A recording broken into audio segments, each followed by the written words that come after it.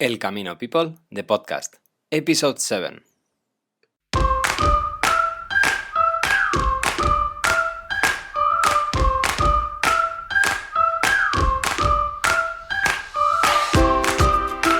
Ultra fellow pilgrims, and welcome to El Camino People, the podcast. I am José María Hernández, pilgrim, entrepreneur, Pamplonica, and Camino lover.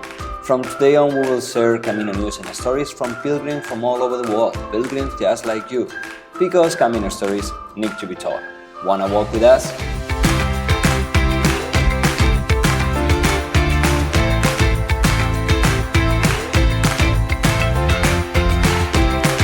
Today we have some problems while recording our podcast, so the interview's beginning has been cut out. I want to introduce you to Kristin and Rob DeCaue. They are from California and they have walked the Camino twice. They have quite a story to tell us because they walked the Camino with their son, Hudson, and on the following year they walked their Camino with their baby that is a Camino baby. She's called Kalea. So we will start right in the interview, and Kristin is talking about how they travel with the Hudson, what kind of toys will they take, and I hope you enjoy it. Sorry again, and thanks for listening to us.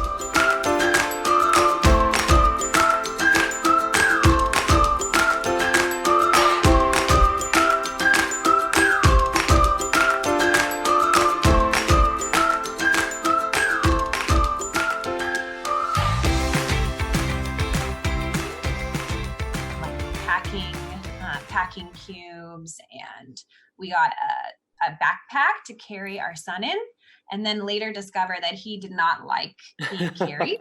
And that's really how we came to the idea of pushing him in a stroller and using one large backpack that we would affix to the back, which had all three of our stuff in it. And that actually worked really well for me, because that means we didn't carry anything except one small day pack.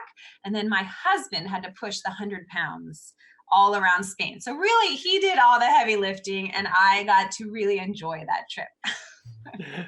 And how do you prepare? I guess when you travel by yourself, one thing is the stuff that you carry, but I can imagine then traveling with a 1-year-old, all, the diapers, food, clothing, all the extra gear.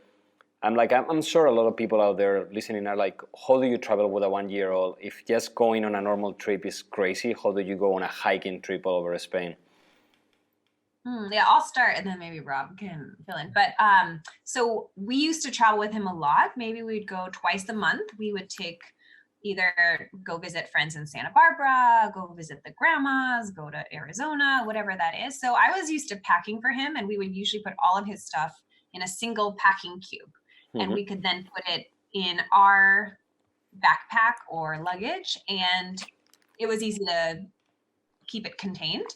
And then with diapers, we did ask people before we went, and the census that we got was that there's, small convenience stores in every small town along the way, but in the major cities like Pamplona, Leon, then there's the massive large grocery store. So that's really every week we had to restock on diapers. So we would basically buy a pack that would last us for a week, and then we would buy another pack, and the same thing with wipes. And then we would buy snacks along the way. I know that Hudson's favorite snack was manchitos, and he could not get enough of them. We would find manchitos in our luggage. We'd find them in the bottom of the stroller. We would be like Hansel and Gretel leaving manchitos along the way. He loved those things. So, but yeah, he's also really he's a very fun spirited boy. And so he just and we buy him a toy, then we lose the toy. So we only brought one toy for him, and that was really important. And yeah, he had something called a midday tantrum, which we would, I'll let Rob talk about that. But yeah, otherwise it went pretty well. And and how was for you? It was good. One of the things about Hudson is we call him the milkman. So he loves to drink milk. And so on the Camino, it was great because in Europe, they have milk on the shelf, where here in the States, we refrigerate it. So we were literally going through about 1 liter a day of milk that he would drink. So over the month long, he drank probably 8 gallons of milk. It's just a massive quantity of dairy. And then the stroller rage, he'd usually have a meltdown about once a day, which if you think about a kid, like it was actually, he had less issues on the Camino than we do normally. And, it was about midday right before he was pretty tired. And all of a sudden you just see stuff like start throwing off the strollers. You see his toy go flying off, or mosquitoes that go everywhere. And you're like, oh, he's tired. And it was pretty minimal. And most of the time he was just so happy and joyful and loved connecting with people. And I think he just enjoyed the nature of it as well. That's great. Yeah, I think one of the main issues we experience is in the morning, we would try and get started early and he wouldn't wear gloves. And it was actually, we went in late September, October, and it was really cold in the morning. So his fingers would get really cold. So sometimes we'd have to pick him up and I'd have to carry him just because he wouldn't keep gloves on. And that is the one like clothing thing that we definitely struggled with most days, is this being really cold in the morning. And then of course the days were lovely and nice and sometimes rainy, but it was just how to keep his hands warm when he kept taking his gloves off. And also, like a lot of people, I see nowadays people with normal strollers, with bikes with the strollers, people that are carrying their kids in backpacks or any other way. Now that you have all the, after doing 2 Caminos, what will be your advice for people? What kind of a stroller? How do you deal with and in your case, you're an endurance athlete, so for you probably 20K a day with a stroller is not much. But I guess for the average, American, European, or people that is coming with their kids here, I've seen people struggling so much, pushing their kids, crying, when they go out to Alto del Perdón or going down from Roncesvalles. I'm like, what is your advice for all these people?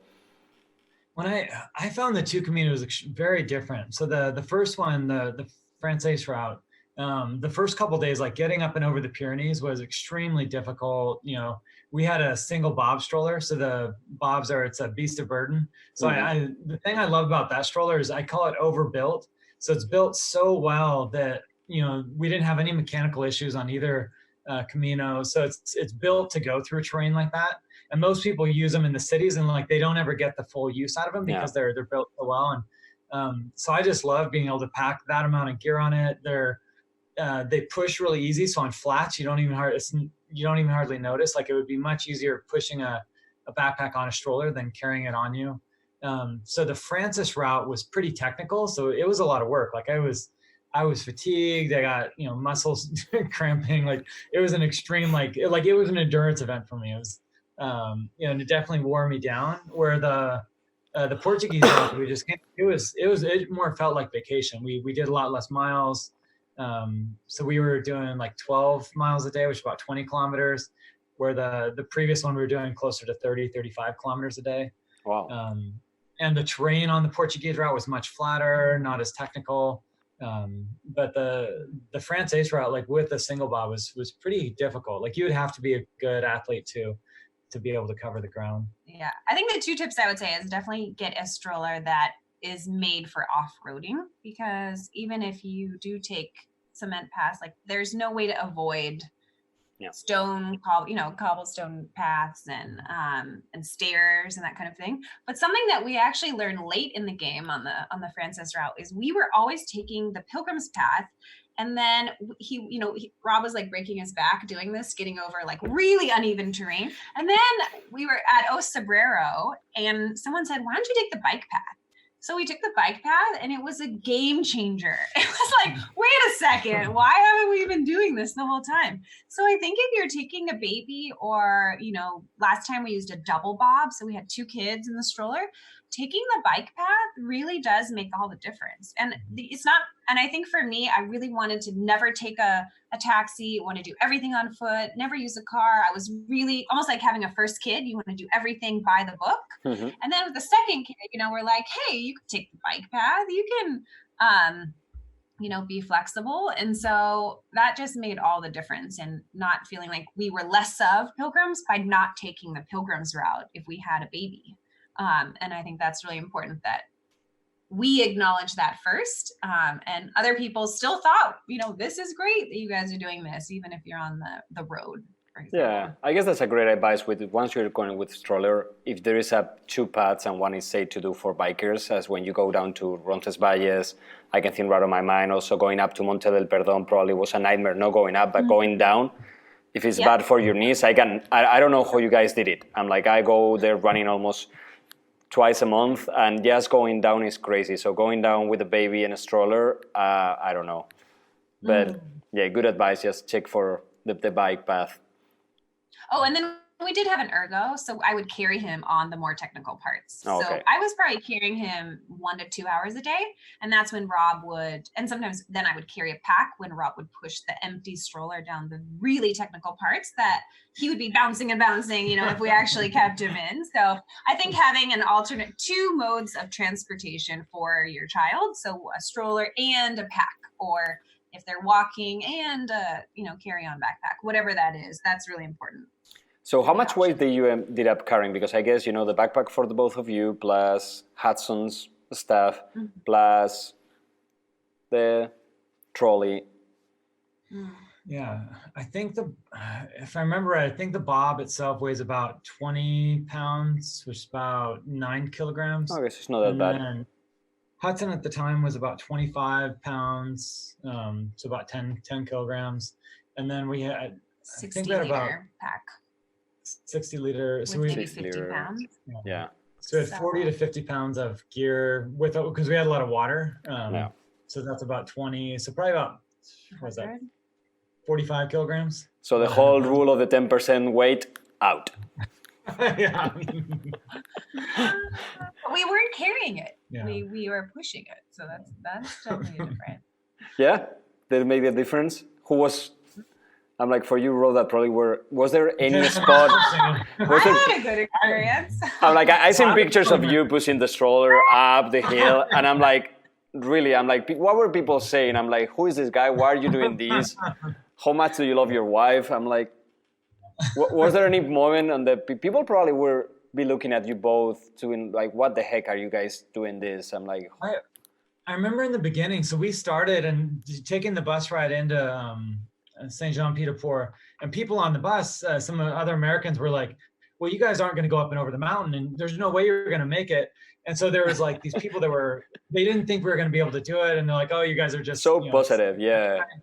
And then once we went up and over the mountain, by day 2 or 3, they're like, oh, you guys went over that. And I was like, yeah, we pushed the stroller and carried them. So your first day was from San Jan all the way to Roncesvalles, or you stopped in the albergue in the middle? Yeah.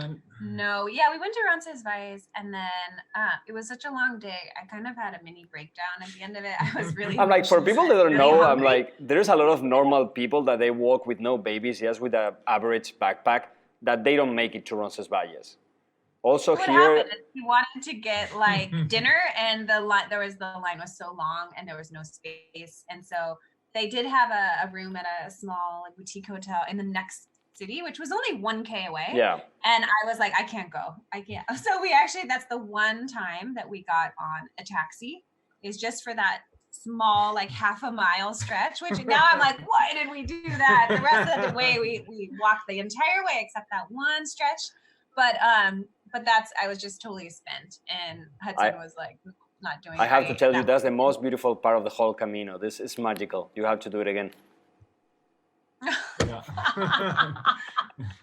Anyway, it's incredible because here, you know, a lot of people, they don't get that the first day that the inclination of that part, what it is, 7 to 11%. It's just crazy. So I can imagine, you know, being onto the Camino mood with the weight of the backpack and everything. I'm like, that was incredible. How long did it took you to walk the first day? I think we got a late start, so I think we left around 10 in the morning, and we got there right before dark. Yeah. And then, and like I was saying, like once we got through the first couple of days, and then we got through the first week, all of a sudden we run into those same people, and they're like, "Oh, you guys are going to do this." So the mood shifted, and then people we ran into were shocked at where we started. But it was nice to get a week under us, so that people kind of went up from that, like, "Oh, there's no way you're going to do it," to, "Oh, you guys are doing this and experiencing it." Yeah, and it was really important too. We only had permitted enough time to do, I think, 30 to 31 days. And so we really couldn't get behind because of our airline took it back.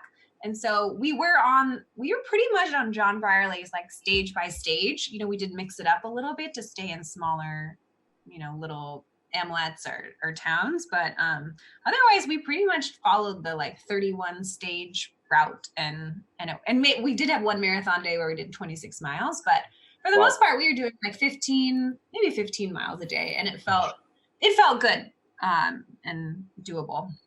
And how do you guys, I'm like, when you are doing the Camino by yourself, you can go, I'm like, I don't care. I can sleep in the outside. I can sleep in a church. I can sleep in a hotel. But traveling with, with your family, with your kid, how do you prepare for that? Did you book in advance? I guess the first day you didn't book in advance because you didn't know where you were going, but... So I like being spontaneous. And we were in the off season, right? It was like late September, October. And so we generally did not book in advance. We did use private rooms because the times we did not book in advance that it didn't really work out, we had to, let's say, stay in a monastery. And those were very sleepless nights because Hudson was still waking up once or twice a night. And then other people are snoring. They're moving around. And he drinks milk in the middle of the night. So I'm like getting the bottle ready. And it was very like stressful. But there was one night too, and we would always start late. So we'd start at 8 or 9. And so we'd get in at 4 or 5. So that could be a problem by not booking. So for the most part, I would say 85% of the time we would just get a place and it's fine. But then towards the end, we started booking ahead because we arrived in a small town and to go to the next town would have been like an additional, 10K. So we're not going to do that. And they were totally full, but she had like this space in their basement, which was almost like a dungeon. And we're like, this is horrible. She like made shift. I mean, it was very sweet of them, but we're like, this is not good conditions. There was like no air, no windows. We were like, so we left early that day at 4 a.m. so that we would really get a head start the next day. But that was like the dungeon night and it was like not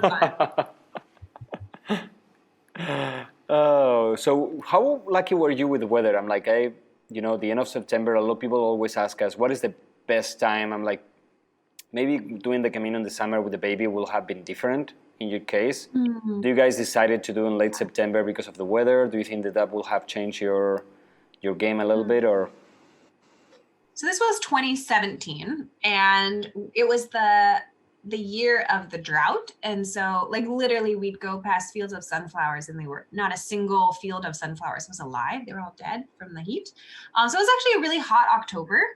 We had asked during one of the Camino Q&As that we attended, and generally people said that September is a great month. And I think anywhere in the world, September is a good month, just from what I've experienced. So it was more of the late October we were worried about. But honestly, in the 31 days, we only experienced maybe one day of rain the first week. But we did have rain gear and we had a rain cover for the stroller. And then the last week in Galicia, maybe we had 4 days off and on of rain. So really 5 out of the 31 days, which I hear is pretty good for that time of year. So I do think we lucked out. But then this last time that we did the Portuguese route with our daughter, we definitely chose early September because we were hoping to avoid the rain, and we definitely did. I don't think it rained. Oh, maybe it rained one half day. And it was sunshiny the rest of the time. So that was intentional. That September is just like a golden month everywhere in the world. I don't know any country that has a bad September. Yeah, usually it works like that. But here in Spain lately it's been changing like crazy. Like last year we have snow in May in the Camino Frances. And like this year we have, like it's been super warm till like a month ago. Now suddenly it's warm again. So weather is changing everywhere. But anyway, and also how do you guys do it with the whole, like the food? A lot of people ask us, what do you guys eat during the Camino? I guess going with a baby, that the whole game plan changed. And like also people remember Spain. A lot of places are closed. There is no, the average you can have lunch anytime, any day. Mm-hmm. Mm-hmm. Yeah, the food for me, like I tend to eat the same thing over and over, so I didn't mind the food at all. Like you have the pilgrims meal, and so you kind of have this set meal. So I remember Hudson loved the spaghetti, so we had spaghetti almost everywhere we go on the France route. And then you basically pick between like beef, pork, fish, chicken. So I would kind of like vary it, and then I tended to settle on beef at most places, and so and then the sandwiches. I love the fresh bread there. So the croissants and the bread, the orange juice, the fresh orange juice was a big hit. I think from my perspective, like not having a lot of variety of the vegetables was probably the one thing I would want more, but I enjoy the Spanish food, and I don't mind that it's fairly similar through the whole course. I know some people complain about that, but for me, it's nice to have kind of a staple food that you kind of know what you're expecting. And yeah, so it was funny though, because Hudson really did love the spaghetti. And because we had a very limited number of outfits, which you can imagine, and they were already getting dirty, and not every stain would come out in the wash, that we would just take off his shirt every single night. So he's like a little naked baby and eat spaghetti. And then when we had all those communal meals, people loved it. They were just so into it. But he did great. He loved it, and he really got in. He likes most foods, and now he's a little bit more of a picky eater, but yeah, he did great. And so he wasn't a problem at all, the whole food with the baby. You didn't have any specific diet restrictions. He was really open to try whatever. And yeah, he really took to the milk, as we said. We called him Milky, and so we would see the signs for the Milky Way. And we're like, Milky! But yeah, no, we would buy a lot of like string cheese and yogurt and manchitos or some gusanitos or something, and he liked them. Really quality food. Yeah, really high end. Also, how was it? A lot of people asked, how was interactions with the pilgrims at the beginning? As you were saying, people were looking at you in a weird way. I guess as you get walking, and you were following also the same kind of like path. You will find people back and forth. How do people interact with Hudson and with you guys? Were people helpful? People were still looking at you with a weird eye, or? Yeah, I think people were really just fascinated to see a baby. We didn't realize that it was such a rare thing until, a few weeks in, and we had not seen a single child even on the Frances route, like not even like a 10-year-old or a 12-year-old. Towards the end, we saw Olivia, who was from Quebec City in Canada, and she was 10 and she was walking the whole thing, which was awesome. They did 10 miles a day. And so we really bonded with her because there's no other kids. We did see a German mom with her 4-year-old daughter, but they were just kind of piecemealing the Camino. So we didn't realize it was very rare that we were doing the whole thing with our son. And we were committed to that, but everyone loved it, and people had heard that there was a baby. So we were not really known as Rob and Kristin. We were Hudson's parents because everyone had Hudson. Yeah. So he was like a mini Camino celebrity. He didn't really know any of that. Obviously, he was just having fun meeting people and exploring. So yeah, I guess probably people were during the time of the year of September. There in Spain, we start school around the 15th of September. So probably that's why there wasn't many. Nowadays, usually September is the time of the retired American and Germans. There you go. I'm trying to think, maybe we had 2 naysayers that were like, why would you bring your son? He won't remember anything. That's, why would you do the Camino's really, just getting back to like the heart of what the Camino is his pilgrimage. Why would you bring your son? And we just kind of, there was 2 that I remember, 2 people that were outwardly said something to us. But it's a personal thing, and it was really our choice, and it's something that we had always wanted to do. And I think that we are, the better for it. So. Yeah, and also it's not something that you wanted to do it. You did it again. I'm like, next year you come back and you did the Portuguese way with your daughter. And Hudson was by the time, 2 to 3 years old, and your daughter was? Yeah, she was 1. So yeah, she was actually a Camino baby, and we planned that. And we named her Kalea, which in Galician, we saw the words Kalea, which means street, like calle in Spanish, but we took that loosely to mean journey. Like her journey is so significant. She is a part of the Camino is a part of her. And I think the Camino is really a part of our family. And so one of our intentions that we made this year is that we would try and go back every 2 years, which is doable for us, and do a different route or revisit a favorite. I don't know how that'll work when Hudson is, 5 to 7, because we've never heard of a child that age, because they're not really in a stroller, but they're not probably going to walk the whole time. So we don't really know how it's going to work, but we're committed to at least giving it a try. But yeah, our daughter did great, and it was really fun to see her come to life on the Camino in different ways. Yeah, don't worry. Now, as we have some other people that we interview, and there is people. The youngest one that I know so far is a Korean kid, 4 years old. He walked the whole Camino with her mom. but they were doing like 10K No a day, way. yeah, with 4 or 5 years old. And now you start seeing more families but it's mostly during the summer. Like I would say the beginning of the summer and usually on the French route, but now I think it's getting bigger and bigger. Yeah, and I think that's one of our goals. So we started a website called tinyshellcamino.com. And our goal was to share about our experience to help encourage other parents and families of all different shapes and sizes to just go instead of it just being a solitary thing. And so we started that because we didn't find a lot of resources for parents looking to go with kids. And it's something we want to build out further, but there really is no central place where you can go and find information for parents hiking the Camino with small kids. Not even for parents or for international people, all the places. And that's one of the reasons we started the whole Camino People, is just to have a more cohesive place where people can come and ask, and share their experience. Because at the end, that's what helps people. You hear somebody does the Camino with their kids, then you put them in touch, and then, if you did it, why not somebody else? Yeah, and we will acknowledge that when we first were planning on the Camino, our local chapter advised us not to go. They actually said, don't go with kids. And we said, we're going.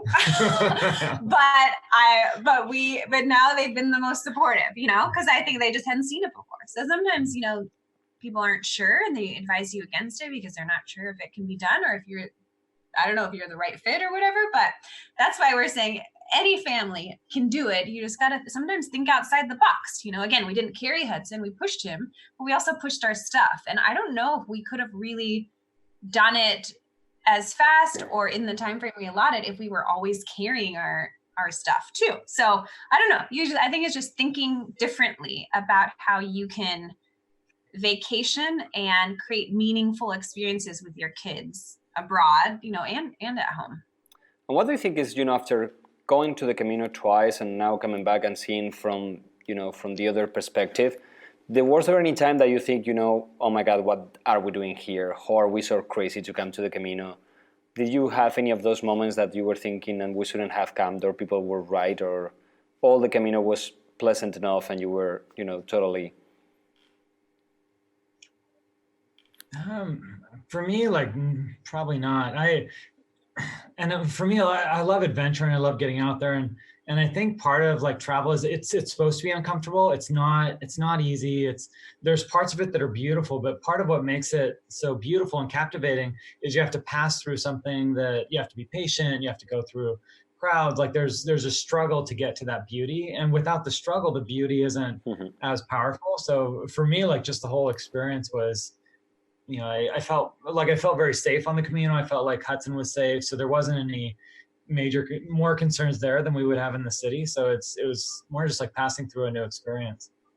Yeah. And I think for me, again, I didn't really have the physical struggle because I wasn't pushing anything or carrying anything. So I'm not owning that I really did a lot. But I think for me, it was more of the internal struggle, but I invited that in because I was at a point where I wanted to do something else in my career. And that was what I was hoping to gain, that clarity from the Camino. I wanted to know what's next and really what I came out with. So I listened to a few podcasts on the way. I asked Rob to watch Hudson so I could just have some alone time. But really what I came out with was, this is who I am. And then that helped me deconstruct and process and prototype when I came home what I wanted to do next for my career.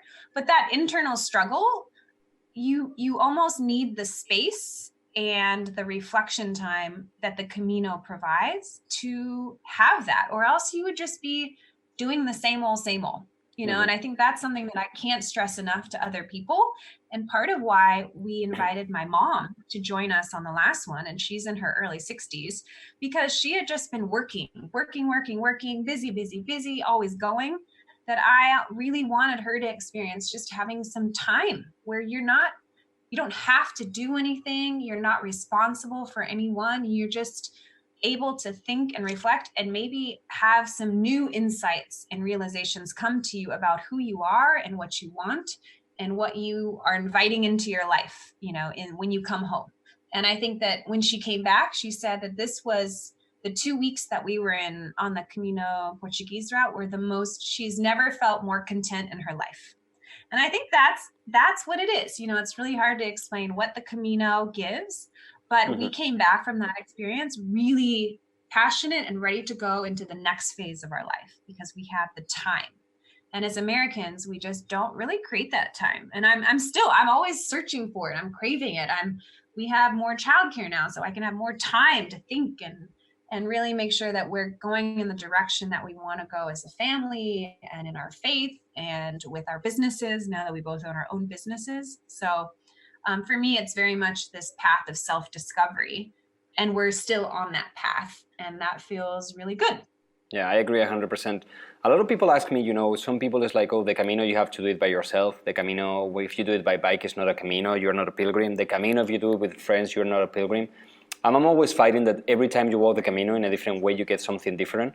As you were saying, one time it can be rediscover your faith, it can be rediscover your family, it can be rediscover yourself, it can be rediscover where you're going in life.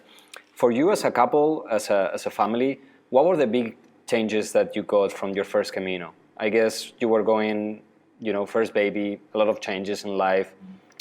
How does it gives you, also having that space of 3 people, but you were having to find your own space during that Camino? How do you guys deal with that whole kind of like journey? Yeah. Big question. Yeah. I think for me on the Frances route, because in my mind, like I was just there to make sure that Hudson got across and Kristin got this experience. Right? So I was just there for support. Like that was your mission. You were the support. That's it. So passing through that, but as you go up to the high point where you leave something there, I was like, what is something in my life that I've struggled with that I haven't let go of that I really need to let go? And one thing for me, like I'm a leader. I've been involved in like student government, all these things. But even at my age, I feel like I have to ask people permission to do things. And I was like, I don't know where that comes from, but I'm almost waiting. Like I spend so much of my time waiting for permission to make a shift in my life or to make a move. And I was like, I'm an adult now. Like I can just make decisions, and I can make decisions for myself and for my family and for my business. So coming back from that, I was like, I almost gave myself permission to do things. And I don't know why I couldn't do that before, but as a part of going through the Camino, it made me realize just that shift in my thinking that needed to happen. And so that was a powerful shift from the first one. And the last Camino that we just got back from a few months ago, I'm leading into this huge opportunity this next year. And so it was more just clarifying my thoughts around it. Like, okay, I'm going to lean into this and do this. And for me, it was more of a time of just gratitude towards where we're at as a family, having both the kids out there, being able to pull our mother-in-law. So that one was just, it was so like such a different experience in terms of just, it was more like a gratitude Camino for me. Like I was just grateful the 2 weeks and spending all that quality time with the 2 kids. It was just very powerful. And seeing how connected they got to us, like coming home and they're just so much more connected because we just don't have that intense amount of time during our normal lives. Yeah, and I think one of the takeaways from the Frances route for me was, I've always said I had this fear of failure, but I actually realized on the Camino that I have a fear of success. And that means that if you succeed at a certain level, you have to maintain that. You have to maintain that level of whether it's posting on social media or, if you hit it out of the park, you're expected to keep hitting it out of the park in whatever you're doing. And I think as I was thinking about starting my own business, I was really afraid of, if I really succeed, then I have to keep that up. And can I do that? So almost like the expectations of others driving my expectations of myself. And so I'm still grappling with that in some ways, but I think being able to recognize that, I can be who I am without having to keep up someone else's version of success. But being able to process that and think through where that came from and where, how I can turn that into something that's a really healthy driver for my own business is important, but not having to live up to someone else's version of success and what that means for my life. So really redefining what that is and then re-engineering that to create my own version of success. Thanks for that, guys. And also now coming, from you, a couple and a family, what will be, a lot of people ask us, as a couple, how hard is to do a 30-day walking? Sometimes we live with our couples, and we never spend so much time together. But in the Camino, you have to be one with each other. I met a couple of months ago, a young couple that they have a beautiful story. We will listen to them in the podcast. They come all the way from Sweden. One of them is from Spain. She was from Portugal. They are both, their original houses are on the Camino, and they walk all the way from Sweden to Santiago. And I asked them, how do you live? Because in the Camino Frances you have more people, but how they did it the whole, almost another Camino from Sweden all the way to Spain as a couple. And they were like, we work with each other all the time, and we know each other and we love each other so much that it was just, a gift. But I know that from other couples that is different. So in your case, how was it that a struggle? Was it that a blessing? Was it both? I would say I don't think it was a struggle, because I'm really good at expressing what I need.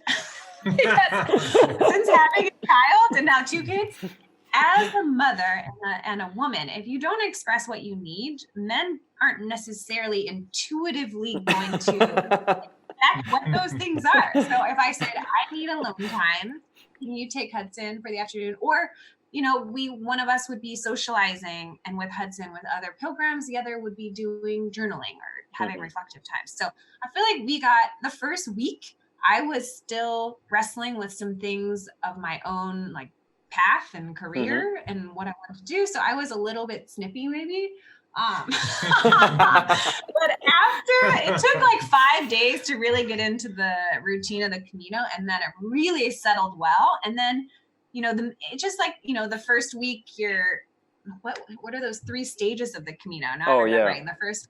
The physical, where you're adjusting, which, and then the middle is this, the emotional, and it was, we were like, wrestling. Then the last part is the spiritual. And I would say towards the last third of the Camino, we were really in sync. And then we started planning more of our future. So we talked a lot about our dreams and where we saw ourselves and how we're going to grow our businesses and how we want, passions we want to pursue, and experiences we want to have as a family. And so we were really in sync by the end.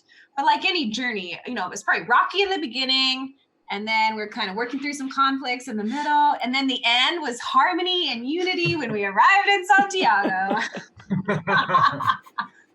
Did you want us to add anything to that? No, that sums it up. I think one thing that comes out of the first one, but especially the last Camino, the Portuguese route, I like this idea of quality communication. So it gives us that time to connect and process through some things, and actually dig a little deeper in it. And so I feel like since we've come back, the last 3 months have been like our relationships at a much higher level, because we're communicating better. And so I think it gave us that couple weeks to communicate better and clarify some things. Another interesting thing I heard from another couple is they quit fighting on the Camino because they're not driving. And most of the fights for couples happen in the car. Like, you drive this. And I was like, oh yeah, a lot of our normal conflict is driving. And so I was like, I wonder how many days it'll take when we get home to where like that comes up. We also live in Los Angeles, so there's a lot of traffic in LA, so you can imagine. I don't know how did you go from the Camino to LA? I'm like, I've been in LA, and it's one of those places when people ask me, where would you visit in the US? I'm like, not LA, never. I'm like, just go to Warner and drive away, run. There's not much to do in LA. Yeah, I mean, settling back in took a little bit of time, but that's why for us, it's really important to go in nature.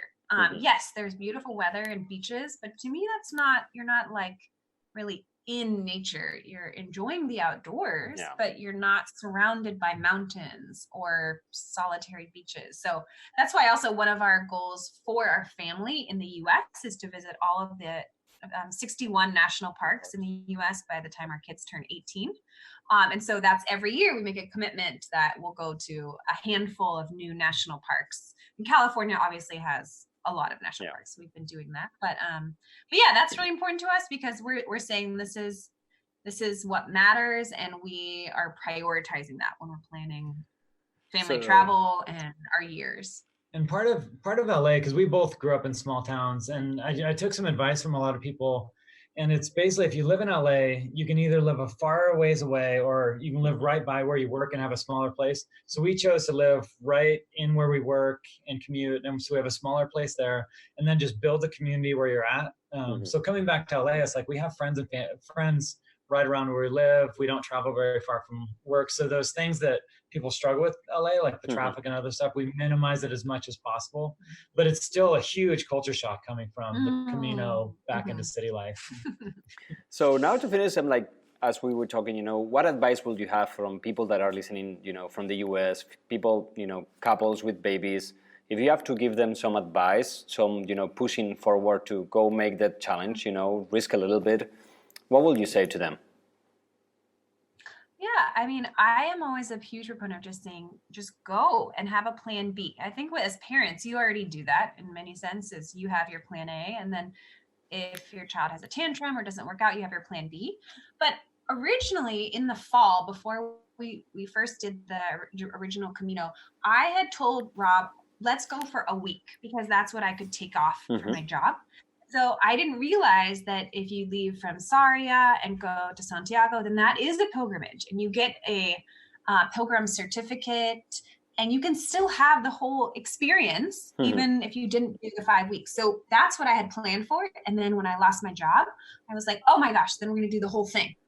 But I think anyone, whether you're in the US or any other country, you can take a week and you can make that happen, whether it's doing the 100K from Sarria or a different route. And I think all it takes is trying that out. And the Camino, like travel, it's very, let's say infectious. Like you may think that you just want to do that 100K and then you realize, nope, you want to come back. And most people I've talked to that have done the Camino, I mean, obviously including us, you want to go back and you want to taste a different element of the Camino, or you want to relive a favorite part of your time in Santiago. But I think that's really important to just try it because there's always a backup plan. If it doesn't work out, you can just make it a Spanish holiday. And Spain is lovely and actually pretty affordable, depending on where you are, to just learn Spanish and have great food and explore the countryside, enjoy some Spanish wines, whatever that is. But I would say to just go and there's really nothing stopping you except yourself. No. Okay. Anyway, guys, thank you so much. Best of luck to both in your business and congratulations for being such an amazing parents for Hudson and Kalea. And I guess we will see each other when you come back to Spain for doing next Camino, because is your family planning maybe next Caminos worldwide? I'm like now the whole, now I'm start to developing. I'm like maybe, you have the TCP over there, or maybe going to South America or Japan or China. What are your plans, your big plans for the future? Yeah, no, I was telling Rob, I was learning about the Camino in Japan, and we've been talking about that and how it's... Kumano Kodo, it is on my list. Yeah, now that I'm a KonMari consultant, just Japanese culture, wabi-sabi, just all of those things are very interesting to me. So yeah, I mean, we talked about doing the route from Oviedo. Which one is that? Is that the... That one, I think, is the Shikoku. Yes, that one. So yeah, I mean, we'll see what happens, but yeah, we're definitely committed to going when we can and making really a family tradition of it. Anyway, thank you so much to both. Buen camino. Thank you. So lovely. Buen camino.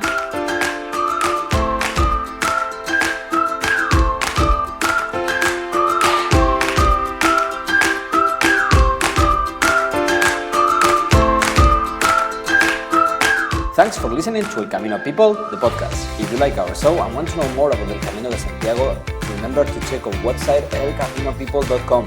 We are on Instagram and on Facebook. And remember, El Camino People, we provide you the best Camino services. If you are planning on doing the Camino with your family and you need some help, please check our services. Also, if you want to do the Camino by yourself, that's great. If you are planning on booking some hotels, use our referral system. It will help us continue doing what we do. Tell you the best Camino stories. Thank you so much for everything. Buen Camino and Estrella.